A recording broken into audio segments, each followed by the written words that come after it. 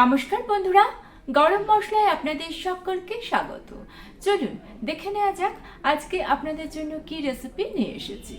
শীতকালের একটা উপকারী এবং সুস্বাদু শাক সর্ষে শাক। আজকে সর্ষে শাকের একটা দারুণ টেস্টি রেসিপি নিয়ে চলে এসেছি। আমি 3 আঁটি সর্ষে শাক নিয়ে নিয়েছি। শাকগুলোকে কেটে নেব, তার আগে একটু দেখিয়ে দিই। দেখুন, সর্ষে শাকের পাতাগুলো ঠিক এই রকম চওড়া হয়। শীতকালে এই শাক পাওয়া যায়, অনেকেই এই শাক চেনেন, আবার যারা নতুন রান্না বান্না করছেন তারা হয়তো চেনেন না, তাই একটু দেখিয়ে দিলাম। শাকটা কেটে নেব, তার জন্য দেখুন বেশ খানিকটা উপর থেকে আমি বাদ দিয়ে দিলাম। যেখানটা দেখবেন বাঁধা থাকে সেইখান থেকে বাদ দিয়ে দেবেন, তাহলে কোনো অসুবিধা হবে না। এইবার শাকটাকে আমি কেটে নিচ্ছি। আমি ছুরির সাহায্যে কাটছি, আপনারা বটির সাহায্যেও কেটে নিতে পারেন। যতটা সম্ভব মিহি করে কাটার চেষ্টা করবেন। আমি মোটামুটিভাবে শাকটাকে কেটে নিচ্ছি। রেসিপিটা ভালো লেগে থাকলে আমার চ্যানেলটা সাবস্ক্রাইব করে নিয়ে পাশে থাকা বেল আইকনটা প্রেস করে দিয়ে অল অপশানটা ক্লিক করে দেবেন, তাহলে যখনই নতুন কোনো রেসিপি আপলোড করব তার নোটিফিকেশন আপনাদের কাছে পৌঁছে যাবে। শাকগুলো কাটতে কিন্তু খুব বেশি সময় লাগে না। এক আঁটি শাক কেটে আমি একটা পাত্রে তুলে রাখছি। 3 আঁটি শাক কাটতে আমার 6 থেকে 7 মিনিটের বেশি সময় কিন্তু একেবারেই লাগেনি।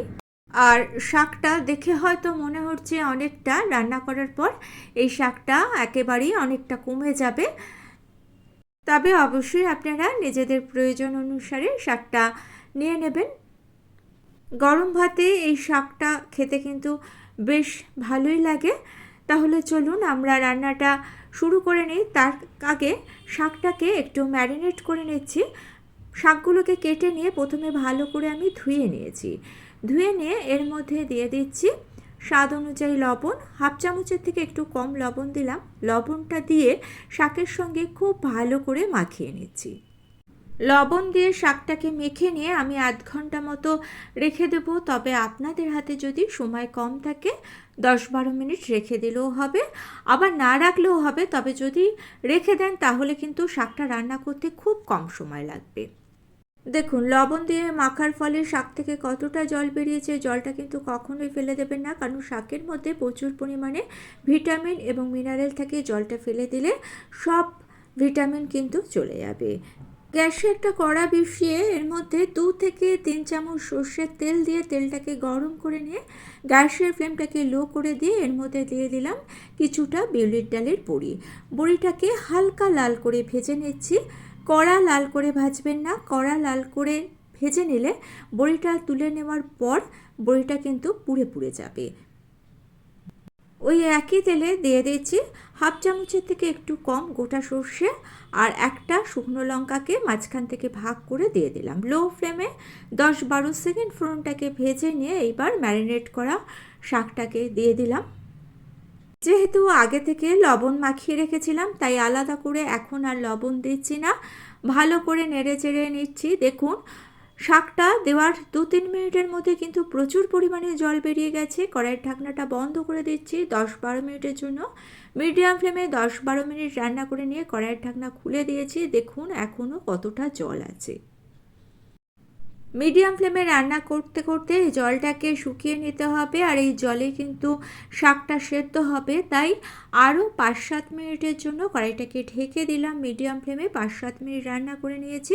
এইবার শাক কিন্তু বেশ খানিকটা সেদ্ধ হয়ে গিয়েছে, আর জলও কিন্তু এখনও আছে। একটু নেড়ে চেড়ে নিয়ে এর মধ্যে দিয়ে দিলাম বেশ খানিকটা কাঁচা লঙ্কা। ঝালটা আপনারা নিজেদের পছন্দ অনুযায়ী দেবেন। আর 1 মুঠো কাঁচা ছোলা দিয়ে দিলাম। ছোলাটাকে 4-5 ঘন্টা ভিজিয়ে রেখেছিলাম। 7-8 কোয়া ক্রাশ করা রসুন দিলাম।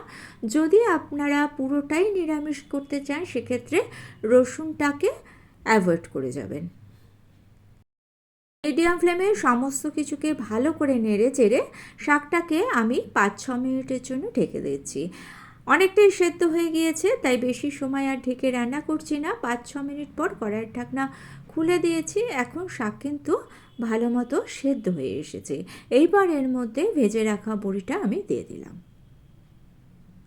বড়ি দিয়ে ঢাকা ছাড়া শাকটাকে ভেজে নেব।